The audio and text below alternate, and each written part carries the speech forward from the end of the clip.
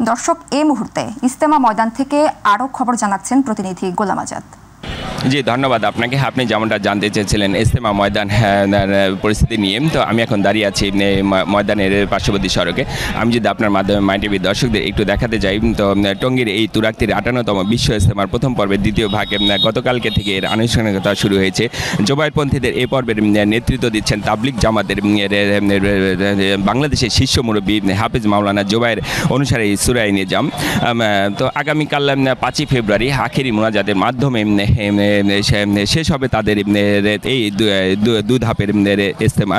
তো এখানে এই দ্বিতীয় ধাপে ঢাকার একাংশ সহ 22টি জেলা অংশগ্রহণ করেছে এবং বিদেশি মেহমানদের কথা যদি বলা যায়, বিদেশি মেহমানদের জন্য আলাদা তাঁবু ব্যবস্থা করা হয়েছে এবং সেখানে তারা বিভিন্ন আমল সম্পর্কে ধারণা নিচ্ছেন এবং বিভিন্ন ইবাদত বন্দীতে ব্যস্ত সময় পার করছেন।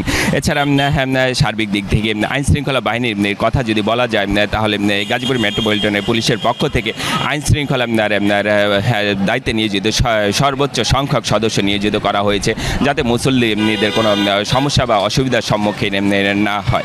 এ ছিল টঙ্গীর ইজতেমা ময়দানের পাশে থেকে আমার কাছে সর্বশেষ তথ্য।